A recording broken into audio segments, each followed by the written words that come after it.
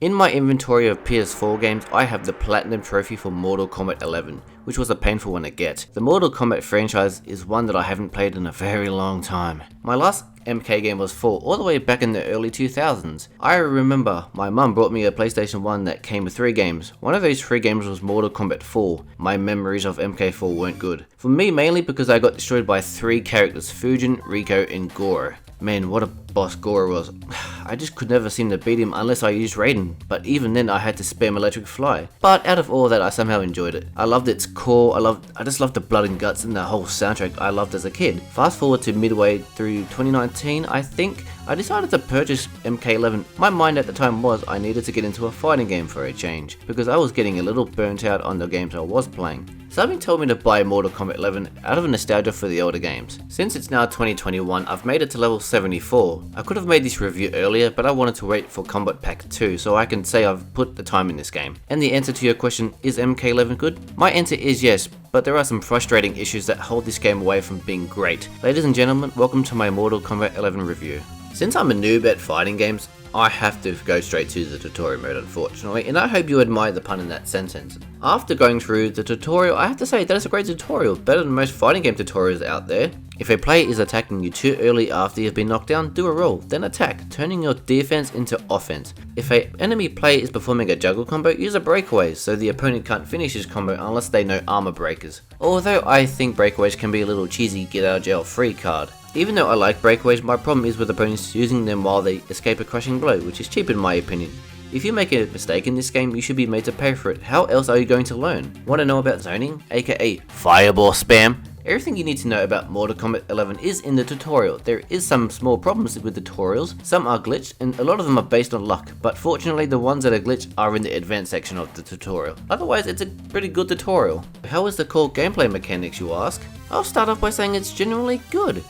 It's got great responsive mechanics, and from what I saw from Mortal Kombat 10's, it's a step up. Every move you make has a weight to it, and it makes the minute-to-minute gameplay exhilarating, especially when in close games. But there are problems that sour the experience in the gameplay department, that being input lag. There is considerable amount of input lag on the PlayStation 4 in 4.4 frames, and it has caused me to lose some close games, both casual and ranked matches. Right next to that is input errors, where some of the character's special moves don't work when you've correctly pressed the right buttons. And I know for sure my timing was right and my input was correct, but sadly the game shows something different. Yes, I have release check turned off, but still my combos suffer even hours after training. This ultimately hurts my combos, leading to again close losses in games where I should have won in the first place, because I can't maximize my combos. As someone who has practiced a lot of different characters in this game, it became really disheartening, but fortunately input errors only happen with certain characters. There's one more negative issue I have with the gameplay, but I'll save that for when I get to the Combat League section of my review. A couple more things I should mention is, and I'm 100% sure this happens to you as well as me, that is when you block but the animation doesn't go forward, and you know for a fact that your fingers press the R2 button. Yes, I know some attacks are mindless on block before you crucify me in the comments. Other than the mechanics, the game's graphics are beautiful, sound design is awesome, and the music of this game is just phenomenal. Let's talk about features that have been introduced into MK11. In this game, you have 2 regenerating bars of meter for attack and defense, unlike previous games where you had to build up meter for amplifying special attacks. How you manage your bars will determine success in matches, especially in ranked matches. Another new addition to Mortal Kombat 11 is crushing blows, which is like a critical hit and they trigger when certain conditions are met. These can change a match. If your opponent gets some early hits in, use a crushing blow to punish opponents for rushing you. But this will also work against you, and this encourages both you and the opponent to play smarter. X-rays also make a return, but in this game they're called fatal blows, which can be used when 40% of your health is still remaining, and like crushing blows, they can turn a match if you know how to use them. For example, using a fatal blow after a couple of juggle combos will maximize your damage and it will win you a lot of games. There's a little catch: if your opponent blocks or your opponent attacks you before it lands, or you miss it, you have to wait for its cooldown before it can be used again. But there is a little bit of hypocrisy that happens to me. Nearly every time I use a fatal blow, it gets interrupted, but I try to interrupt an enemy's fatal blow, the fatal blow still goes ahead, and I'm wondering, does this happen to other people besides? Unfortunately, this is one of Mortal Kombat 11's weak spots, and that's the base roster. I gotta say, it's lackluster, and it's missing crucial characters from Mortal Kombat 9 and Mortal Kombat 10 that would have made the main story awesome. Not to mention 2 of the new 3 characters sucked in the main story, which I'll get into next. Yes, I know people in the comments are gonna say missing characters might be in the DLC combat packs, which to me is a shady way of introducing characters in the game that should have been part of the base roster. Besides the poor roster, there are 5 characters in this roster that just break the game, and every time I verse them I feel dead inside. Liu Kang, Sonya, Geras and Jackie, and there is all one more we all know, but I'm going to save that for my Aftermath review. This creates bad games because these characters just get abused in the Combat League.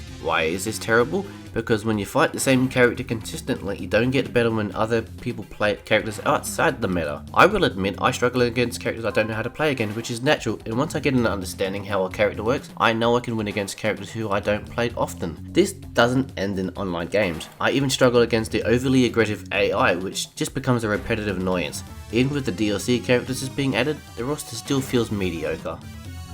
Even though I hadn't played a Mortal Kombat game for a long time, I have basic knowledge of the MK lore because I did watch playthroughs on YouTube, mainly MK9 and MKX. Unfortunately, this game's main story takes a backward step in quality. Like I said in my base roster segment, the story is missing important characters, and out of the 3 new characters, 2 of them suck. Only one of the 3 characters made sense, which I'll get to later. Like I do in all my reviews, I advise people to watch with caution, as there will be spoilers when it comes to a campaign. And as a heads up, I will skip some bits I deem unimportant to the story, so if I forget something you might think as important to the story, I apologize. I'll start by saying the main story is just bad, but not terrible compared to other Mortal Kombat games. But before I get into what I don't like about this game's main story, I would be very stupid to say there wasn't anything positive about the story. As you know from the events of MKX, Raiden has turned up now that he wields Shinnok's amulet, giving him absolute power, also turning his lightning red.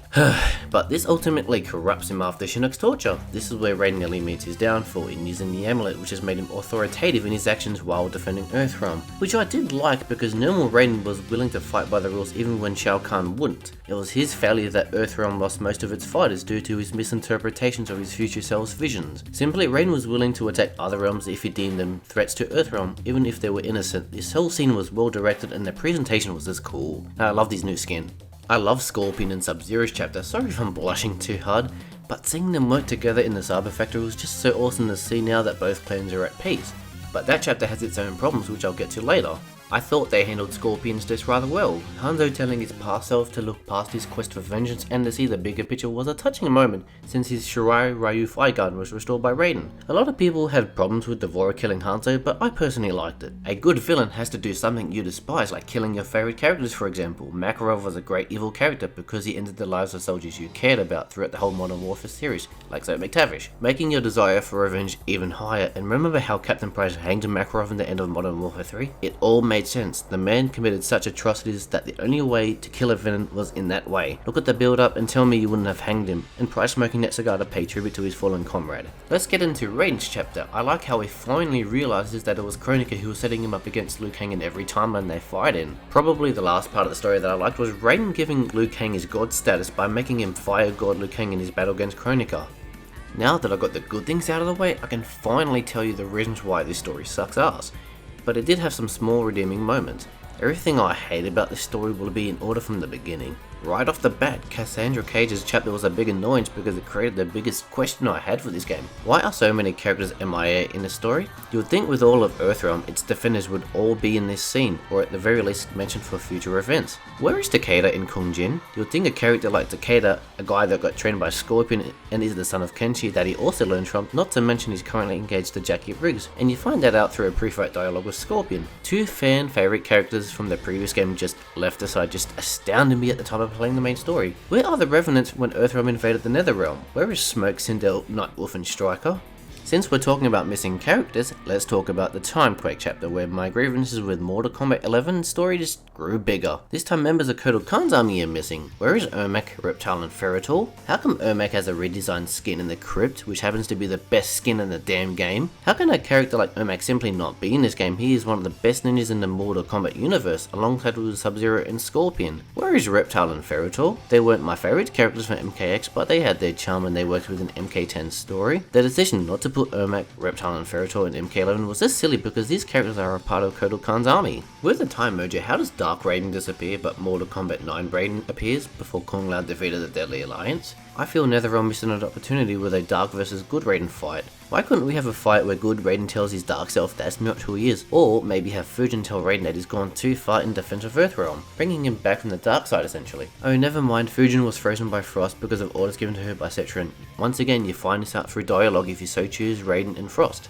Lastly, for things I hate about this chapter is, how did Devora escape custody from the Special Forces after Shinnok's defeat? This is one of the many questions that sadly exist in this game. This now leads me to Collector, who is a boring character who offers nothing to the plot while having no personality. This dude is basically a giant ass kisser to Shao Kahn.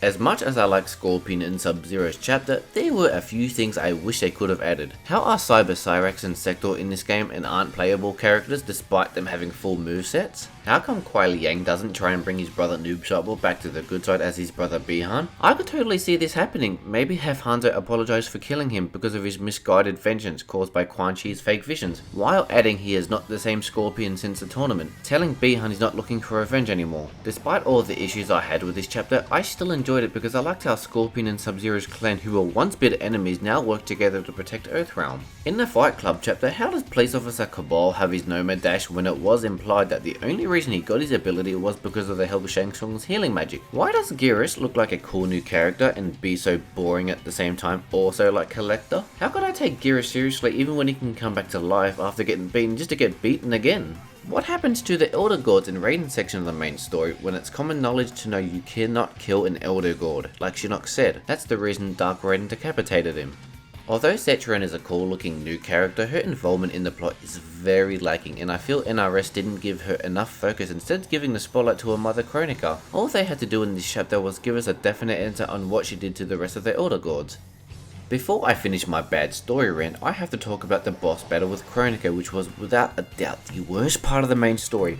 Why, you ask? Let me tell you, she breaks the game in two ways. In this boss battle, you can't perform juggle combos, you also can't perform crushing or fatal blows, making this battle so infuriating because Kronika does so much damage with such little effort. Eventually, I had to Google how to beat her, and the only way to beat her is to spam. Something I fucking detest. When you beat a hard boss, there should be a reward or some feeling of achievement, but after this rage-inducing fight, I felt empty and the need to never play the story again. But I had to get gameplay footage for this review. Why? Because you're my sexy audience. So the main plot ends with Liu Kang reshaping time with Raiden Katana guiding him. My question is, why did we need another reboot when Mortal Kombat 9 did it so well? Do we need to ditch another timeline? This is not the end of this story, by the way. It continues into Aftermath, which only gets 10 times worse. That will be another video. I apologize because I forgot another rant, and unfortunately there's still more to come. But don't worry, there is good things, I haven't got to them yet, so hold your horses. So, after the main headache you got from playing the story, you'll probably want to try out the Tower of the Time in Classic Towers. Let me tell you, don't. Let's at least start off with some positives before I completely crap on this game mode. Before every match, each character has pre-game banter and I absolutely love them. Each dialogue fits the character's personality and they're just hilarious to listen to, especially Johnny Cage and Kung Lao. Although the pre-game dialogue is funny, some just tease us by mentioning important characters that are missing from the game, and it just comes off as conniving if you ask me. As usual, classic arcade towers make an appearance and you can get a character's non-canon ending. I think they were well done for the exception of a few. Now it's time I take a steamy hot dump on the Towers of Time because it is the worst part of the game right next to Combat League, which I'll get to later. Reasons why the Towers of Time sucks is, reason number 1, there is an imbalance of difficulty in the low level towers. In a lot of matches the AI can pull a Sonic Fox combo out of nowhere, even in the easier towers, and I heard in a patch that NetherRealm eased the difficulty to medium, but I don't buy that for a second. In my experience, it happens to me at least 55% of the time. In other words, the difficulty is inconsistent. I forgot to mention that AI can call for interference from other MK characters as well as map hazards to help them out. This always happens when you're performing a juggle combo, and this just makes the game mode annoying to play. Sure, you can use those same abilities against the AI as well, but after using them, in my opinion, this just makes the game mode so tedious and aggravating. Reason number 2 is, if you want to unlock skins, brutalities and more character items, you've got to go through an unhealthy grind to get them, especially with those character towers, and with the inconsistent difficulty, a lot of the time the reward you feel isn't worth the super long grind to get them, and you do so much with such little reward. I don't hate the Pacific character towers because they give you a good amount of skins and cosmetics for your preferred characters, but the problem is, once you hit the later stages, there's an unnecessary amount of requirements before you access those character towers. So, after all the countless hours you put into the Towers of Time, you're going to want to spend that in-game currency in the crypt. Like in Mortal Kombat 10's crypt, you can get skins, cosmetics as well as brutalities with the currency you earn through grinding the towers. Instead of the forest, it's Shang Tsung's island, and right away you would notice a familiar face if you're a hardcore fan. That face is none other than the actor who played Shang Tsung in the 1995 movie, which is fan service done right. But that fan service goes to shit when you find out some of your favourite Mortal Kombat characters are dead in the crypt. And I don't want to hear it's canon, because that would create plot holes in the MK lore. Even though I like the crypt, I still think there's confusing problems that make me question the decisions that NetherRealm Studios make. Like, why are some of the chests so much more expensive than other chests? And a lot of the items you receive aren't worth the price, and the rewards pool is so low, I'm afraid. Once you finish spending all your coins, hearts and souls in the crypt, you're gonna want to go back to the Towers of Time for another long grind to get the in-game money for another crypt run. All of these issues lead up to a problem to which I think is damaging the video game industry. That is exploitive microtransactions. Think about it, you get such little reward for the hard work you put in, and it just becomes so tedious. This intentional game design exists to cost you real-world money for the use of microtransactions that you can use to buy skins from the game store. So, if you don't have the time and patience, you can essentially bypass the Towers of Time if you got the money, and you know this was intended to be that way on NRS's behalf, because right after the community outrage, they added a new patch that would increase the amount of currency you earn, but it's still not worth it. Once you've done a whole lot of towers as well as the crypt, there's another confusing game mode. That is AI battles, where you can compete against other players' AIs for skins if your team managed to win. And I ask you, what was the whole point of this? Like I said before, the core gameplay is good and casual matches are no exception, but there is some flaws in the casual environment, such as poor servers and annoying lag. I'll talk about the problems in my Kombat League rant because it's more relevant, and unfortunately I don't find these areas much in the casual matches. So overall, the casual matches are a ton of fun. I have to warn you right now, because I'm going to go off in a furious rant. Mortal Kombat 11's Kombat League is a unskilled spare meta. Servers are so bad, the matchmaking is horrible, and the rank system is clearly broken. Before I even get into a game, I have to talk how long it takes to find a game, and whenever you find one, the majority of the time the opponent has terrible ping. Luckily you have the option to decline. To make matters worse, 25% of the players I fight are high above my skill level. I know the points you get is worth it, and you gotta play better plays to get good, which I get, but there is a minority of players that are always 3 steps ahead of me, and it's a minor problem, thank God. But it always happens to me when I'm in the lower ranks, like Apprentice, Combatant and Warrior ranks. Why is this a problem? Because if you're in the higher ranks, you'll lose a lot of points while your opponent gains a lot, which is fair, but you also shouldn't be losing points. What if a highly skilled player happens to get into the season late? Is that fair? If I was a developer working on the rank system, I would base your rank on your prior history in Kombat League. As an example, if you make it to Grandmaster consistently, I would place you in that rank to start. It will eliminate the good players from beating average players in the lower ranks just entering the Kombat League. Now I have to talk how to get a rank.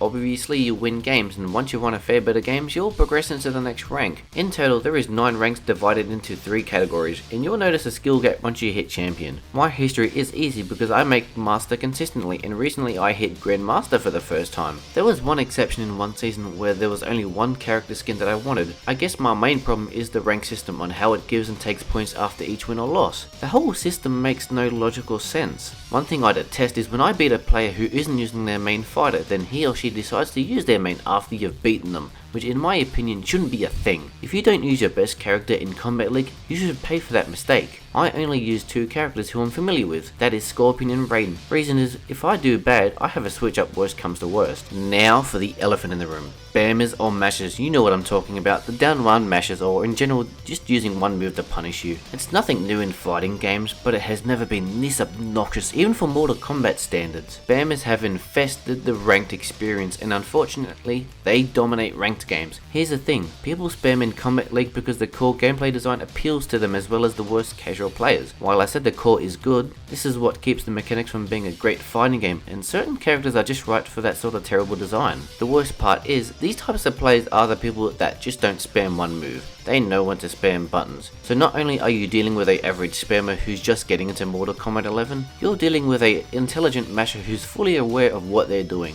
What's the only method to counter spammers? Use another spammer, unfortunately. There is no counter in my opinion. As an experiment, after I got belted by a really good Sub-Zero player, I switched characters, and going by the other player's reaction, you know who I selected. The results? The poor soul never stood a chance, and I felt so evil because I didn't deserve that win. So this mode is a giant toxic spam meta, and it got to me to the point where I became toxic myself. All of this while abusing overpowered characters that take no skill to use. The amount of players I talk to who blatantly admit the reason they got their rank was because they use OP meta characters and add spamming to the mix. No, the only way to beat them? Use another meta character, and the sad thing is, you get no knowledge out of a cheap win if you play this way. Once again, I would like to reiterate that I'm not taking shots at people who do this, since it is the fault of NRS who encourage this. This mode got to me, and I just left games because of all the issues I had. It led me to only play games where there was only specific character skins or brutalities that I wanted, so if there was nothing in the season for a character that I wanted, I ended up not playing it at all. And if you don't believe me, ask yourself a question: why are pro tournament players getting burnt out, leading them to quit Kombat League altogether? Why? Because the core mechanics that cater to the worst kinds of toxic people. I saw Dragon on Twitter saying there's too many tools for scrubby players to score cheap wins. Not to mention, Sonic Fox replied by agreeing with him. If you've got a pro tournament player saying this, you've got a problem in RS. So with all the negative and the positive things I mentioned, I think the term mediocre does this game justice, but it does just enough to keep your attention because of the DLC characters being introduced. But I also feel NRS just took a backward step in quality. Despite the score I gave this game, I still play it because I see the potential in a sea full of shit. As for a recommendation, I'll leave that to you. And if you want to know what my review score is, here you go. Mortal Kombat 11 is a 5.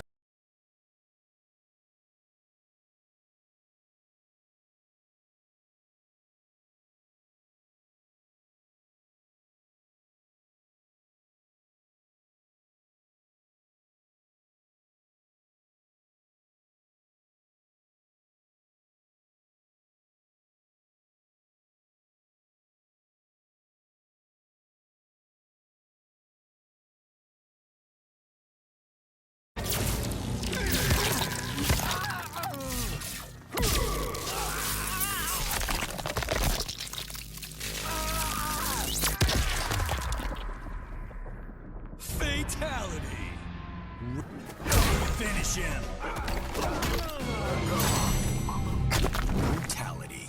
Let the cold be your tomb. Sub-Zero wins.